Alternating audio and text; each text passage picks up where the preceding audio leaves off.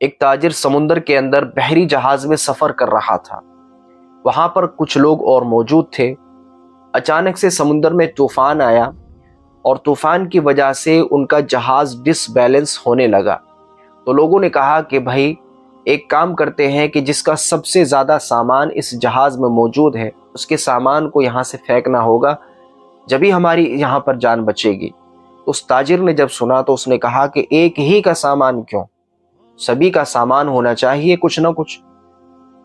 تو لوگوں کو بڑا اس کی بات پر غصہ آیا اور لوگوں نے اس کو اور اس کے سامان سمیت سمندر میں پھینک دیا۔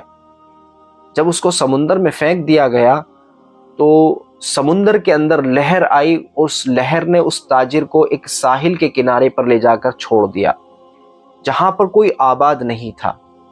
اب تاجر نے وہاں پر بڑی مشکل سے لکڑیاں اکٹھی کرنا شروع کی اور وہاں پر ایک جھونپڑی بنائی سر چھپانے کے لیے، اور وہاں پر دیکھا کہ کچھ خرگوش بھی ہیں۔ اس نے ان کا شکار کیا اور اس کو بنانا شروع کیا۔ جب وہ بنا رہا تھا تو اس نے آگ جلائی۔ جب وہ آگ اس نے جلائی تو اس کی جھونپڑی میں وہ آگ لگ گئی اور ساری کی ساری جھونپڑی وہ جل گئی۔ اب تاجر نے سر اٹھا کر مایوس ہو کر زور سے پکارا کہ تو نے سب سے پہلے تو مجھے سمندر میں پھینکوایا اور میرا سارا سامان سمندر میں پھینکوا دیا۔ اب میرے پاس سر چھپانے کے لیے جھونپڑی موجود تھی، تو نے اسے بھی راکھ کر دیا۔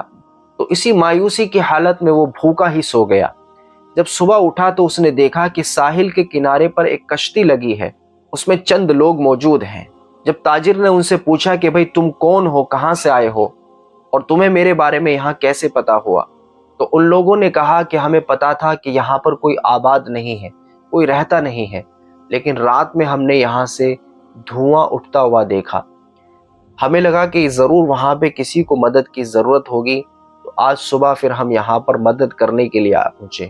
تو اس تاجر نے اللہ کا شکر ادا کیا۔ پھر تاجر نے اپنے سارا قصہ بیان کر دیا کہ میں ایسے ایسے وہاں سے ایسے گرا، اس کشتی سے مجھے پھینک دیا گیا، میرا سارا سامان پھینک دیا گیا، پھر میں یہاں پر آن پہنچا۔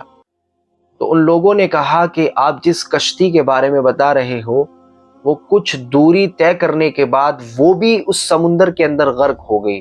اور جیسے ہی تاجر نے اس بات کو سنا تو بہت حیران ہوا، فوراً سجدے میں گر گیا، اللہ کی حمد و ثنا بیان کرنے لگا اور کہنے لگا کہ میرے اللہ، تو نے مجھے بچانے کے لیے سمندر میں پھینکوایا اور ان ملاح کے ذریعے مجھے بچا لیا، بے شک تو ہی ہمارے بارے میں زیادہ جاننے والا ہے۔ تو اس واقعے سے ہمیں یہ سبق ملتا ہے کہ حالات ہم پر کیسے ہی سخت آ جائیں، کبھی ہمیں اللہ سے مایوس نہیں ہونا چاہیے، کیونکہ ہمارا اللہ ہم سے بہتر جانتا ہے۔